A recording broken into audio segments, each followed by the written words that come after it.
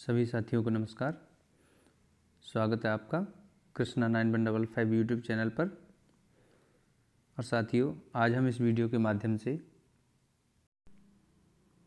मध्य प्रदेश लोक सेवा आयोग द्वारा आयोजित की जाने वाली असिस्टेंट रजिस्ट्रार परीक्षा 2022 के अंतर्गत पेपर 2 या पार्ट बी की यूनिट 7 7th यूनिट के शिक्षण एवं शोध, ठीक है, इस यूनिट में इस टॉपिक को कि फैक्टर्स अफेक्टिंग टीचिंग, ठीक है, यानी कि शिक्षण को प्रभावित करने वाले कारक, टीचिंग एड्स एंड टूल्स यानी शिक्षण सहायक सामग्री और उपकरण, इवैल्यूएशन सिस्टम यानी कि मूल्यांकन प्रणाली, ठीक है, इन सभी टॉपिक्स को MCQs के माध्यम से कवर करेंगे। ठीक है, तो चलिए इसे शुरू करते हैं। देखिए साथियों, हम ये जान लेंगे कि शिक्षण को प्रभावित करने वाले कारक कौन कौन से होते हैं। फैक्टर्स अफेक्टिंग टीचिंग, देखिए विषय वस्तु यानी सब्जेक्ट मैटर, ठीक है, जो सब्जेक्ट मैटर है वो ऐसा होना चाहिए कि बच्चे को पूरी तरह समझ में आ जाए, स्टूडेंट्स को, ठीक है। बोरिंग सब्जेक्ट मैटर नहीं होना चाहिए, मतलब हो सब्जेक्ट मैटर ऐसा हो सकता है लेकिन उसको पढ़ाने का तरीका ऐसा हो कि उसे, यानी कि बच्चे को या जो छात्र है, शिक्षार्थी है, उसको बोरिंग ना लगे। शिक्षक की शैक्षिक योग्यता, देखिए एजुकेशनल क्वालिफिकेशन ऑफ टीचर, ठीक है, तो ये भी बहुत ज़रूरी है कि वो कितना पढ़ा लिखा है, जो अध्यापक है वो, ठीक है। इसके बाद शिक्षक का अनुभव,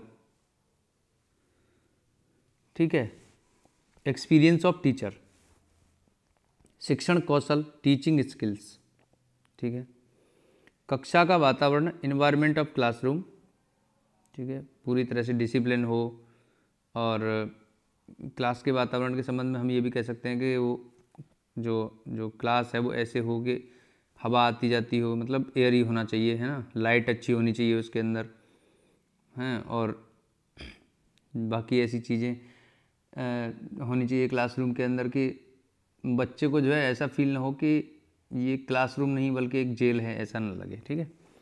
समाज और माता पिता की अपेक्षाएं क्या हैं, expectations of society and parents, ठीक है, तो ये भी टीचिंग को प्रभावित करता है। तो ये सब क्या है, शिक्षण को प्रभावित करने वाले कारक होते हैं, ठीक है। तो चलिए इसे हमने संक्षेप में समझ लिया। अब हम आगे बढ़ेंगे पहले प्रश्न की तरफ। देखिए पहला प्रश्न यहाँ है कि निम्नलिखित में से कौन सा कारक शिक्षण की प्रक्रिया को प्रभावित करता है, ठीक है। देखिए मानव संबंध कौशल, शिक्षण के विषय, कक्षा का वातावरण, या फिर ये सभी। तो ये सभी ऐसे कारक हैं जो कि शिक्षण की प्रक्रिया को प्रभावित करते हैं, तो आंसर हो जाएगा ये सभी, ठीक है। चलिए आगे बढ़ेंगे, अगला प्रश्न देखेंगे। देखिए अगला प्रश्न है कि शारीरिक शिक्षक में गुण होने चाहिए, या शारीरिक शिक्षक जिसको फिजिकल ट्रेनर जो टीचर होता है उसकी बात कर रहे हैं, ठीक है। फिजिकल ट्रेनर जो होते हैं, PTI जिनको कहा जाता है, ठीक है, तो उनकी बात कर रहे हैं। फिजिकल ट्रेनर टीचर जो होते हैं तो उनमें कौन से गुण होने चाहिए, निपुण कुशलता, व्यक्तित्व, नेतृत्व और उपरोक्त सभी। तो दोस्तों इसमें सभी गुण होने जरूरी हैं, ठीक है। फिट होना चाहिए, लीडरशिप क्वालिटी हो, ठीक है, और एक तरीके से पूरी तरह से दक्ष होना चाहिए, ठीक है। तो ठीक है, इस प्रश्न के लिए उत्तर हो जाएगा उपरोक्त सभी। चलिए आगे देखेंगे। अगला प्रश्न है, एक शिक्षक तभी सफल हो सकता है कब, अगर वह छात्रों को बेहतर नागरिक बनाने में मदद करता है, छात्रों को विषय ज्ञान प्रदान करता है, छात्रों को परीक्षा पास करने के लिए तैयार करता है, विषय वस्तु को सुव्यवस्थित तरीके से प्रस्तुत करता है। देखिए छात्रों को बेहतर नागरिक बनने में मदद करने का मतलब है कि बच्चा अगर अच्छा पढ़ेगा तो अपने आप ही बेहतर नागरिक बनेगा, समाज से चीज़ें सीखेगा तो बन जाएगा, ठीक है। विषय ज्ञान की बात करें तो कंटेंट जो सब्जेक्ट मैटर है वो, ठीक है, वो तो देता ही है, पढ़ाएगा तो। और परीक्षा पास करने के लिए बच्चा परीक्षा भी पास करेगा, ठीक है। अब ये तो डिपेंड करता है बच्चा परीक्षा पास कर पाएगा या नहीं कर पाएगा, क्योंकि वो एग्ज़ाम रूम में उसने क्या प्रदर्शन किया, टीचर चाहे कितना भी जोर लगा ले, ठीक है। तो ये चीज़ें नहीं होंगी। विषय वस्तु को स्वव्यवस्थित तरीके से प्रस्तुत करना, ये इंपॉर्टेंट हो जाता है। तो यही आंसर हो जाएगा, ठीक है। जो वो पढ़ा रहा है उसको कितने इफेक्टिव तरीके से बच्चे को डिलीवर कर पा रहा है, यही सबसे इम्पोर्टेंट हो जाता है, तभी वह सफल हो सकता है, ठीक है। तो आंसर हो जाएगा 4। चलिए आगे देखेंगे। आगे है छात्र केंद्रित कक्ष के लिए होता है। देखिए जो स्टूडेंट सेंटर्ड क्लास है उसके लिए क्या होता है, देखें, व्यक्तिगत अंतर को संबोधित करना, शिक्षक उन्मुख व्याख्यान को कम करना, पिछले ज्ञान को याद करते हुए या पूरी क्लास को बिजी रखना। तो देखिए स्टूडेंट सेंटर के मामले में मामला यह है व्यक्तिगत अंतर को संबोधित करना, यानी कि क्लास में अलग अलग टाइप के लर्नर्स होते हैं, ठीक है। तो टीचर को पता होता है कि कौन सा बच्चा किस स्तर पर है, तो उसी हिसाब से जो इंडिविजुअल डिफरेंसेस होते हैं, ठीक है। यहाँ पर इंडिविजुअल डिफरेंसेस की बात कर रहे हैं ये, ठीक है। तो इस चीज़ को समझना होगा, ठीक है। चलिए आगे बढ़ेंगे। अगला प्रश्न है कौन सा गार्डनर की बुद्धिमत्ताओं की सूची में नहीं है। देखिए गार्डनर महोदय ने बुद्धिमत्ताओं इंटेलिजेंस की एक लिस्ट दी थी, तो उसकी बात कर रहे हैं कि इनमें कौन सा नहीं है। देखिए जैसे स्थानिक है, प्रकृतिवादी है, भौतिक है, अंतरावैयक्तिक है। तो देखिए गार्डनर महोदय ने 9, ठीक है, 9 इंटेलिजेंस लिस्ट जो उन्होंने लिस्ट दी थी उसमें 9 बुद्धिमत्ताओं की बात कही थी, ठीक है। तो चलिए देखिए बताऊंगा मैं आपको कि इसमें जो है भौतिक ये आंसर है, ये सूची में नहीं है, ठीक है।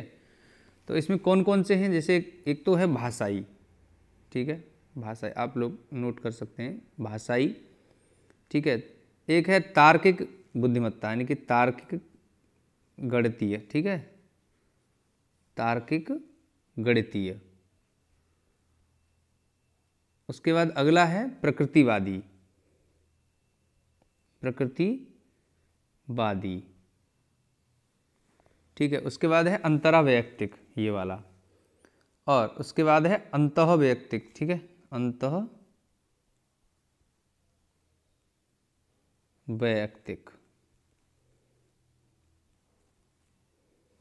ठीक है। उसके बाद है दैहिक क्रियात्मक, ठीक है, दैहिक क्रियात्मक, हम आगे लिख देंगे यहाँ पे दैहिक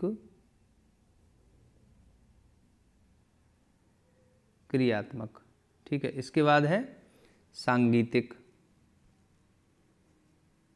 ठीक है जी, और उसके बाद है स्थानिक, ये वाला, और उसके बाद है अस्तित्ववान, ठीक है।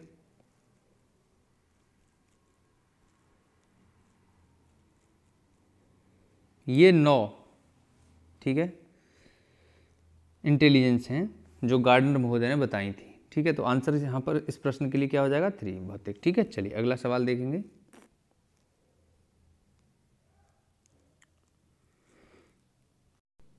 देखिए साथियों इसमें सवाल है कि शिक्षण का एक मॉडल निम्न में से किसकी व्याख्या करता है। देखिए तो क्या शिक्षक और छात्र की बातचीत सहित शिक्षक का व्यवहार, शिक्षण व्यवहार सहित सीखने का माहौल, शिक्षार्थी व्यक्तित्व विशेषताओं सहित व्यवहार, तार्किक संरचना सहित उसकी विषय वस्तु। देखिए तो एक शिक्षण मॉडल, ठीक है, वो क्या बताएगा। देखिए शिक्षण मॉडल में क्या है कि शिक्षण व्यवहार सहित सीखने का माहौल, ठीक है, ये आपको बताएगा। तो इसका आंसर हो जाएगा 2, ठीक है। चलिए आगे सवाल देखते हैं। देखिए कौन सा कारक अधिगम की गुणवत्ता, ठीक है, क्वालिटी ऑफ लर्निंग और मात्रा को प्रभावित नहीं करता है। तो भौतिक कारक ऐसा है जो कि, ठीक है, लर्निंग की क्वालिटी और उसकी क्वालिटी को क्या करता है, क्वांटिटी और क्वालिटी दोनों को प्रभावित नहीं करता है, ठीक है। चलिए आगे देखेंगे अगला क्वेश्चन। देखिए कह रहे हैं एक प्रभावी शिक्षक का सबसे महत्वपूर्ण गुण क्या है। प्रभावी शिक्षक का सबसे महत्वपूर्ण गुण क्या, पढ़ाए गए विषय के बारे में गहन ज्ञान, वो तो उसका अपना गुण होता ही है टीचर का। एक सख्त अनुशासक, ये भी होना चाहिए। छात्रों के साथ अच्छा तालमेल, ये भी होना चाहिए। एक अच्छा प्रेरक, यही सबसे महत्वपूर्ण गुण है कि बच्चों के अंदर वह एक अच्छा प्रेरक हो, इंस्पिरेशन हो, ठीक है, तो वह क्या हो जाएगा, एक अच्छा, सबसे अच्छा महत्वपूर्ण गुण माना जाएगा। ठीक है, चलिए आगे देखेंगे। शिक्षण को प्रभावित करने वाला निम्नलिखित में से कौन सा कारक शिक्षक से संबंधित नहीं है। देखिए शिक्षक से संबंधित नहीं है, विषय ज्ञान ये तो संबंधित है। संप्रेषण कौशल यानी प्रॉपर कम्युनिकेशन की बात कर रहे हैं। विद्यार्थियों से जुड़ाव ये भी है। संसाधनों की उपलब्धता, अब ये संसाधनों की उपलब्धता जुड़ा हुआ नहीं है, क्योंकि ये टीचर को अरेंजमेंट नहीं करना होता है, मतलब टीचर ये मैनेज नहीं करेगा, बल्कि ये स्कूल मैनेजमेंट या फिर ठीक है अन्य संस्थाएं जो मैनेजमेंट से संबंधित हैं वो करेंगी। तो यहाँ पर आंसर हो जाएगा 4। ठीक है, चलिए आगे देखेंगे। अगला क्वेश्चन यह है,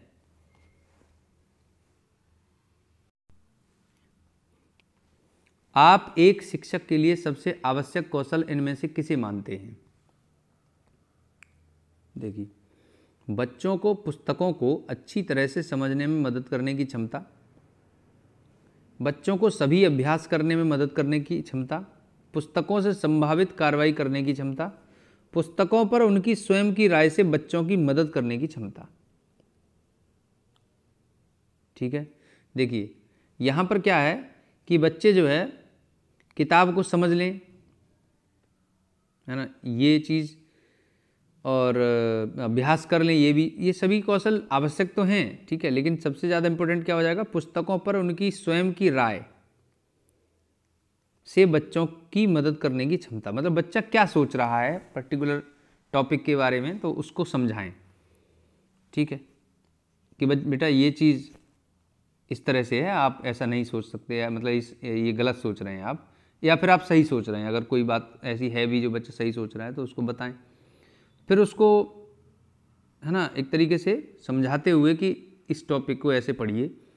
तो वो क्षमता की बात कर रहे हैं, पुस्तकों पर उनकी स्वयं की राय से बच्चों की मदद करने की क्षमता। ठीक है, तो इसका आंसर 4 हो जाएगा। चलिए आगे देखेंगे।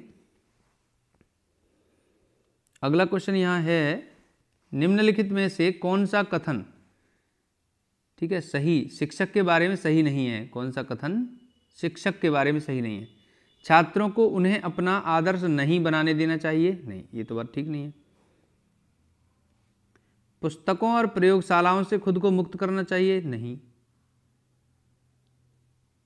छात्रों को अपने स्वयं के संलग्न खोज में संलग्न नहीं होने देना चाहिए, ये भी ठीक नहीं है। ठीक है, अपने छात्रों की सफलता को अपनी सफलता के रूप में देखना चाहिए, ये सही है। टीचर को ऐसा लगना चाहिए कि अगर बच्चे ने कुछ हासिल किया है तो वो उसकी सफलता है। ठीक है, तो इसका आंसर 4 हो जाएगा। चलिए आगे देखेंगे।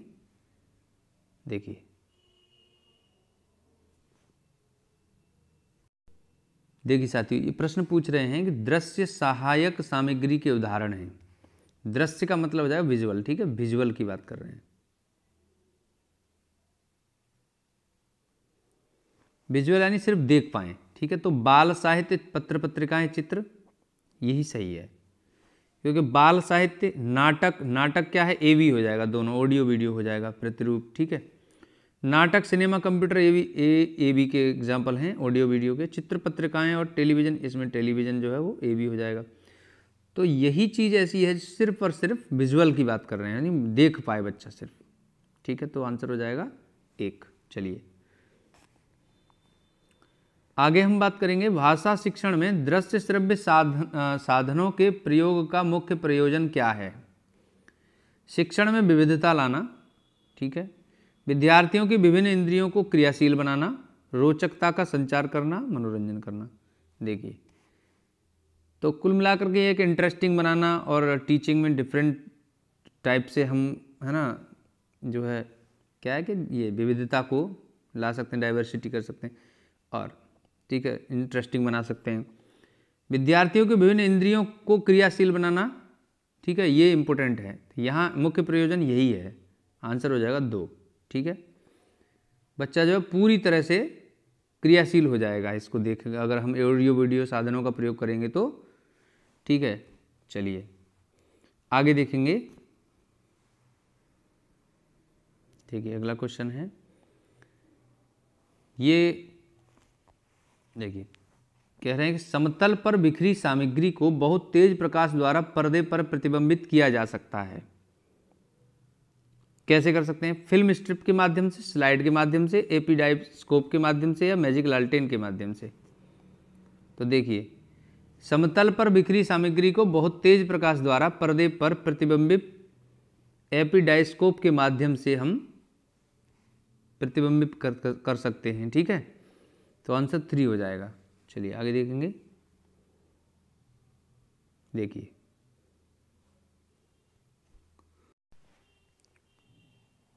देखिए कह रहे हैं पाठ्य पुस्तक का अध्ययनात्मक पक्ष है। पुस्तक का आकार प्रकार नहीं, मुख्य पृष्ठ नहीं, जिल्द ये भी नहीं, प्राक्तन ही एकमात्र फिर बाद में बचता है अध्ययनात्मक पक्ष। इसका 4th हो जाएगा। ठीक है, प्रीफेस जिसको कहते हैं। चलिए आगे देखेंगे। एक्चुअली प्रीफेस में बुक के बारे में मैटर दिया रहता है कि हम बुक के अंदर क्या पढ़ने वाले हैं, एक ऐसा सब्जेक्ट मैटर बताते हैं वो बुक के राइटर कि आप इस पुस्तक के अंदर क्या क्या और कहाँ तक, किस स्तर तक, है ना, और किस स्तर से पढ़ेंगे। ठीक है, तो ये चीज़ है। तो चलिए अगला देखेंगे। निम्न में से क्या दृश्य श्रव्य का उदाहरण है? देखिए दृश्य श्रव्य की बात करें तो ए भी पूछ रहे हैं, ऑडियो वीडियो। ठीक है, बुलेटिन बोर्ड, नाटक, रेडियो, मॉडल। देखिए रेडियो क्या है? सिर्फ एक ऑडियो डिवाइस है। ठीक है, नाटक क्या है? ऑडियो वीडियो दोनों टाइप का है ना, दिखता भी है और सुनाई भी देता है। तो हमें यहाँ आंसर मिल गया। ठीक है, ये नाटक ही ऑडियो वीडियो का टाइप है। ठीक है, बाकी ये मॉडल सिर्फ देख सकते हैं। ठीक है, और रेडियो सुन सकते हैं। ठीक है, तो ये नहीं होगा, है ना, बुलेटिन बोर्ड में पढ़ा जाता है। ठीक, तो ये चीज़ ऐसी अलग, तो नाटक इसमें आंसर हो जाएगा। ठीक है, चलिए आगे देखेंगे। भाषा शिक्षक का विशेष अनिवार्य गुण है। देखिए भाषा शिक्षक जो होता है, लैंग्वेज टीचर, उसको विस्तृत ज्ञान विषय का होना चाहिए। ठीक है, बाल में मनोविज्ञान का ज्ञान भी होना ही चाहिए, शिक्षण विधियों का ज्ञान भी होना चाहिए। शुद्ध उच्चारण के मामले में यहाँ मामला है। ठीक है, कि शुद्ध उच्चारण करे। वो भाषा पढ़ा रहे हैं तो उनको जो है प्रॉपर प्रोनाउंसिएशन आना चाहिए। ठीक है, तो यहाँ पर आंसर 4 हो जाएगा। चलिए आगे देखेंगे।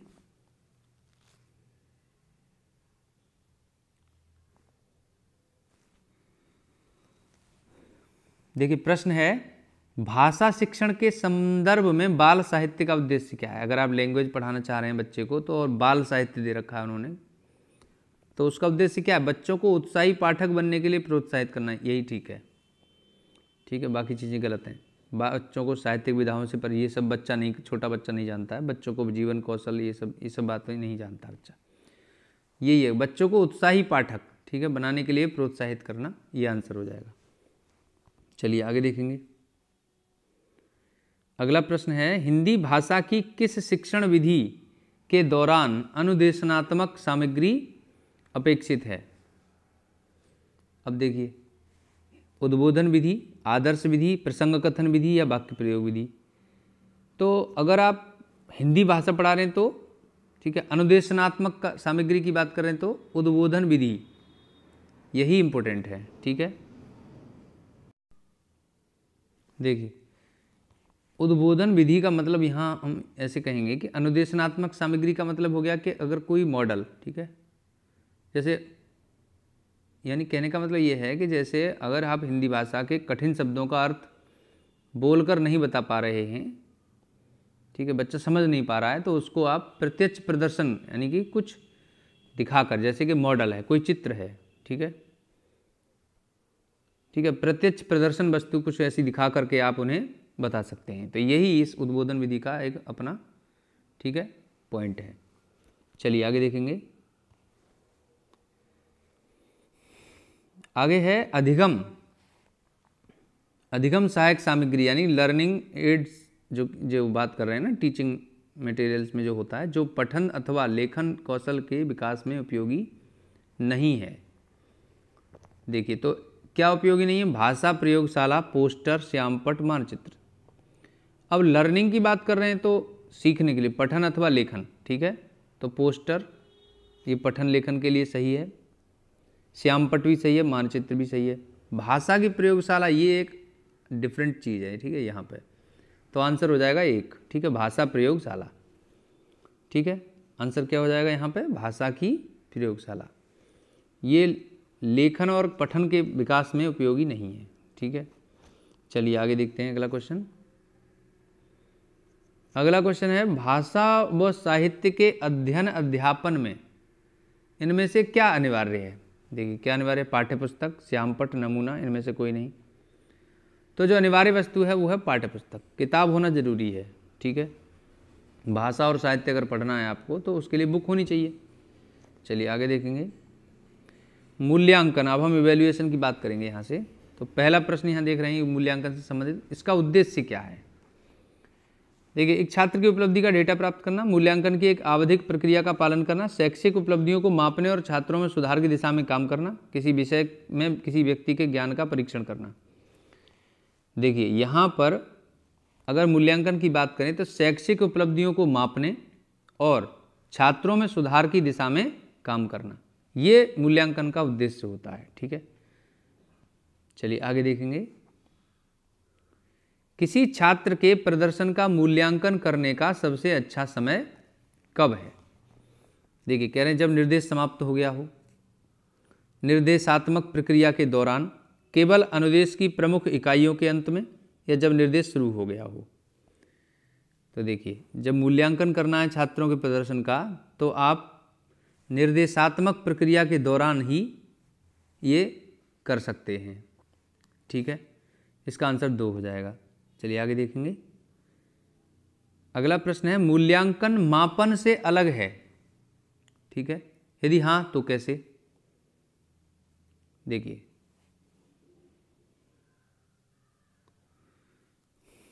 मात्रात्मक न्याय की प्रक्रिया, निर्णय लेने की व्यापक प्रक्रिया, गुणात्मक न्याय की प्रक्रिया, सुरक्षित किए गए अंकों के आधार पर निर्णय लेना।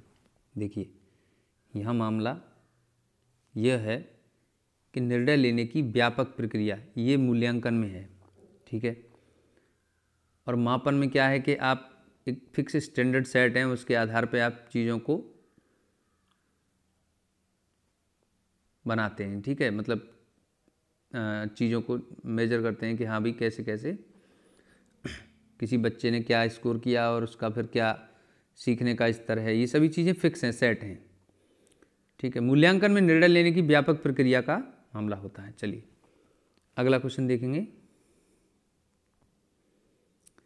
ये मूल्यांकन का प्रकार है रचनात्मक मूल्यांकन का मुख्य उद्देश्य क्या है? देखिए अगली कक्षा में छात्रों को डालना, छात्रों की सीखने की क्षमता को बढ़ाना, कक्षा में सहयोग देने के गुण को बढ़ाना, सीखने में आने वाली कठिनाइयों को समझना। देखिए यहाँ पर रचनात्मक मूल्यांकन का मामला है छात्रों की सीखने की क्षमता को बढ़ाना। रचनात्मक का मतलब है क्रिएटिविटी, ठीक है, बच्चा अपने अंदर से क्या सोच रहा है किसी पर्टिकुलर टॉपिक या किसी पर्टिकुलर चीज़ के बारे में या किसी बात के संदर्भ में वो क्या सोच रहा है, तो वो क्रिएटिविटी की बात है, ठीक है।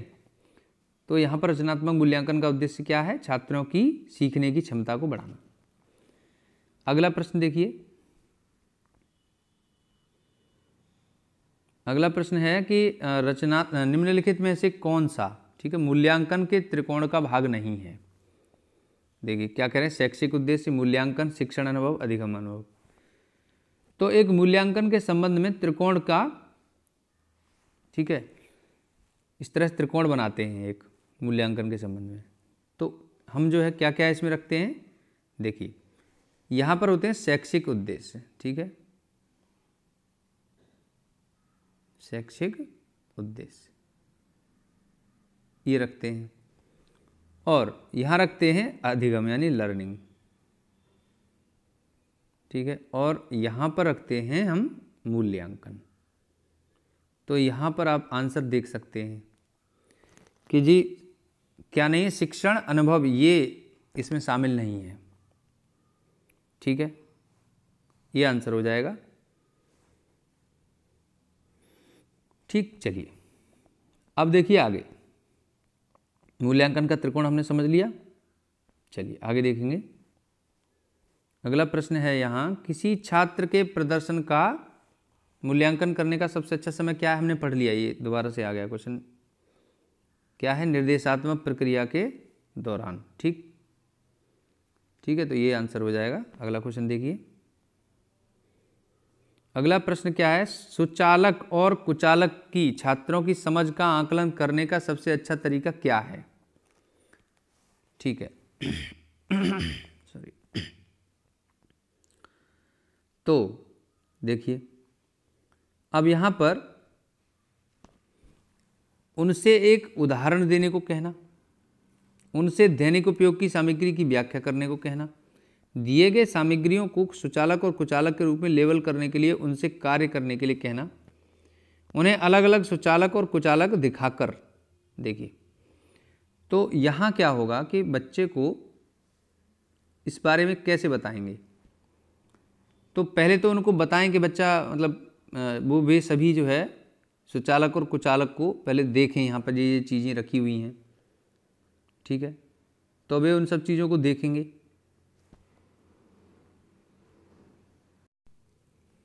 और उसके बाद जो है वे उनको कोशिश करेंगे कि वे लेबल में करने की।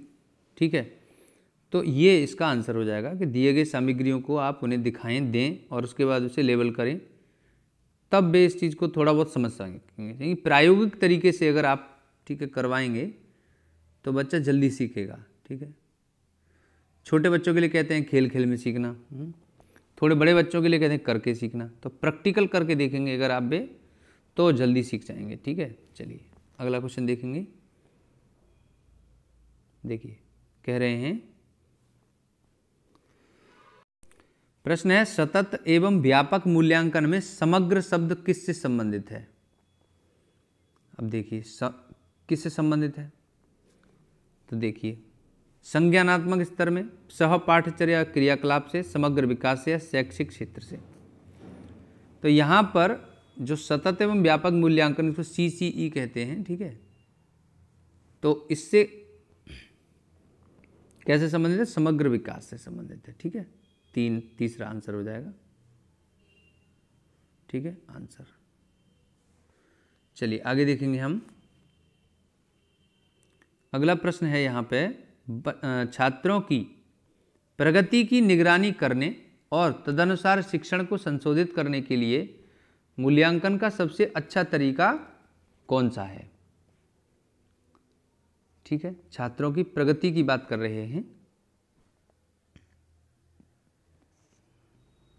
ठीक है, तो छात्रों की प्रगति की निगरानी करने और तदनुसार शिक्षण को संशोधित करने के लिए, है ना। तो मूल्यांकन का सबसे तरीका अच्छा कौन सा होता है? रचनात्मक, क्रिएटिव इवैल्यूएशन है कि अगर आप चीज़ें इस तरह से करें कि बच्चा बिल्कुल अच्छे से समझ ले, तो उसके लिए आपको क्रिएटिविटी करनी ही पड़ेगी। ठीक है, तो ये आंसर हो जाएगा। चलिए आगे देखेंगे। कह रहे हैं, जब परीक्षण डेटा हमें एक परिभाषित क्षेत्र में किसी छात्र की दक्षता के स्तर के बारे में बताता है, तो मूल्यांकन की इस प्रक्रिया को क्या कहते हैं?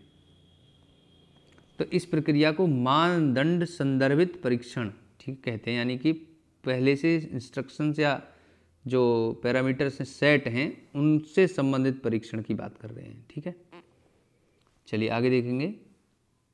देखिए, क्वेश्चन है, निर्माणात्मक मूल्यांकन का उद्देश्य क्या है? तो पूछ रहे हैं। तो देखिए, प्रगति की निगरानी और उपचारात्मक निर्देश की योजना बनाने के लिए, छात्रों की समझ को जानने के लिए, शिक्षक के उद्देश्य की पूर्ति को जानने के लिए, ग्रेड देने के लिए। ठीक है, तो देखिए, निर्माणात्मक मूल्यांकन का उद्देश्य है प्रगति की निगरानी, ठीक है, और उपचारात्मक निर्देश। प्रगति की निगरानी से मतलब हो गया कि बच्चे की प्रोग्रेस पर ध्यान रखना, और उसके बाद उसकी प्रोग्रेस से संबंधित, जैसे कि वो कितना सीख रहा है, क्या सीख रहा है, कहाँ कमियां रह रही हैं, तो उससे संबंधित रेमेडी। ठीक, तो उसकी योजना बनाने के लिए। ठीक, ये निर्माणात्मक मूल्यांकन है। ठीक है, चलिए क्वेश्चन है, एक विशेष कॉलेज में एक शिक्षक आयोजित परीक्षाओं में अपने छात्रों के प्रदर्शन को इंगित करने के लिए प्रतिशत रैंक देता है, इसे किस प्रकार की आकलन प्रक्रिया कहा जाएगा? तो ये कैसी प्रक्रिया है? ये प्रतिमान संदर्भित। ठीक है, प्रतिमान संदर्भित, ये आंसर हो जाएगा। चलिए आगे देखेंगे। कह रहे हैं आकलन के परिणाम की रिपोर्टिंग करते समय एक विद्यालय का शिक्षक अपने छात्रों द्वारा प्राप्त अंकों के स्थान पर प्रतिशत श्रेणी का उपयोग करता है, इसे किस तरह का मूल्यांकन कहा जाएगा? ठीक है, तो ये मानक संदर्भित, ठीक है, पैरामीटर्स रिलेटेड, यानी पूरी तरह सेट फिक्स मामला। ठीक है, चलिए अगला क्वेश्चन देखेंगे। नैदानिक मूल्यांकन निम्न में से क्या सुनिश्चित करता है? ठीक है, नैदानिक मूल्यांकन निम्न में से क्या सुनिश्चित करता है? देखिए, निर्देशों के प्रारंभ में छात्रों का प्रदर्शन, निर्देशों के दौरान निरंतर अधिगम समस्याओं के कारण और उपचार, अंत में निर्देशात्मक उद्देश्यों की उपलब्धि की डिग्री, निर्देशों के बाद प्रगति और विफलता सीखना। देखिए, नैदानिक मूल्यांकन का मामला है कि निर्देशों के दौरान निरंतर अधिगम समस्याओं के कारण और उपचार। ठीक है, जब हम निर्देश दे रहे हो उसी समय हमें पता चल जाए कि बच्चा क्या, मतलब कहाँ कमी कर रहा है, तो लर्निंग में है ना, सीखने में कहाँ कमी है उसकी, तो उसी समय उसको बता दिया जाए कि बेटा ये ऐसे करो। तो ये नैदानिक मूल्यांकन है। ठीक है, चलिए आगे देखेंगे। मूल्यांकन एक सतत प्रक्रिया है जिसमें क्या शामिल है? शिक्षार्थी, पाठ्यचर्या, शिक्षण उद्देश्य सभी शामिल हैं। ठीक है, आगे देखेंगे। कह रहे हैं विद्यार्थी द्वारा प्रत्येक इकाई की समाप्ति पर मानदंड संदर्भित ऐसे परीक्षण जिसमें विविध प्रकार के मूल्यांकन तकनीकी के द्वारा लिए गए परीक्षण में प्रदर्शन किया जाता है, किस प्रकार का मूल्यांकन कहलाता है? ठीक है, तो ये अविरत, नियतकालिक, ठीक है, कैसे कैसे, तो ऐसे मूल्यांकन को हम नियतकालिक, ठीक है, रेगुलर असेसमेंट या रेगुलर एवेल्युएशन। कोई चैप्टर खत्म हुआ, उसके बाद हमने एक्सरसाइज कराई तो हमें पता चल जाएगा बच्चा चैप्टर को कितना अच्छे तरीके से सीखा है। ठीक है, तो ये आंसर हो जाएगा। चलिए आगे देखेंगे। देखिए, कह रहे हैं कौन सा मूल्यांकन है जो शिक्षण के समय सीखने की प्रगति का निरीक्षण करता है? तो ये रचनात्मक मूल्यांकन है। ठीक है, जो शिक्षण के समय सीखने की प्रगति का निरीक्षण करता है। ठीक है, चलिए आगे देखेंगे। अगला प्रश्न है, सतत और व्यापक शैक्षणिक मूल्यांकन का अर्थ है? देखिए, सतत और व्यापक शैक्षणिक मूल्यांकन का अर्थ क्या है? छात्रों का शैक्षणिक मूल्यांकन, छात्रों का शारीरिक मूल्यांकन, निरंतर परीक्षा के माध्यम से छात्रों का मूल्यांकन, या फिर सतत मूल्यांकन के माध्यम से छात्रों के समग्र विकास का मूल्यांकन। तो यहाँ पर स्पष्ट है, सतत और व्यापक मूल्यांकन का जो शैक्षणिक मूल्यांकन का अर्थ क्या है? सतत मूल्यांकन के माध्यम से छात्रों के, ठीक है, समग्र विकास का मूल्यांकन। चलिए अगला प्रश्न देखते हैं। ये कह रहे हैं, देखिए कह रहे हैं एक कॉलेज शिक्षक प्रेरक भागीदारी के गति को तेज करने के उद्देश्य से एक प्रश्नोत्तरी सत्र आयोजित करता है, यह किस प्रकार का मूल्यांकन है? ठीक है, तो ये कैसा मूल्यांकन है? ये नैदानिक मूल्यांकन है। मतलब कि अगर बच्चे ने, हम क्वेश्चन आए राउंड करेंगे, ठीक है, तो बच्चा प्रश्न पूछेगा और टीचर जो उसके जवाब देगा। ठीक है, या फिर टीचर क्वेश्चन कर ले और बच्चा जवाब दे, तो उससे पता चल जाता है कि बच्चा किस स्तर पर सीख रहा है। तो ऐसे को नैदानिक मूल्यांकन हम कहेंगे। ठीक है साथियों, हमने इसमें, ठीक है, शिक्षण को प्रभावित करने वाले कारक और शिक्षण के लिए आवश्यक सामग्री और इसके बाद मूल्यांकन संबंधी कुछ प्रश्न हमने हल किए। ठीक है, तो अगर आपको ये वीडियो अच्छा लगा है, हेल्पफुल लगा है, तो इसे शेयर करें, लाइक करें और प्लीज़ चैनल को सब्सक्राइब कर लीजिए। Thanks for watching.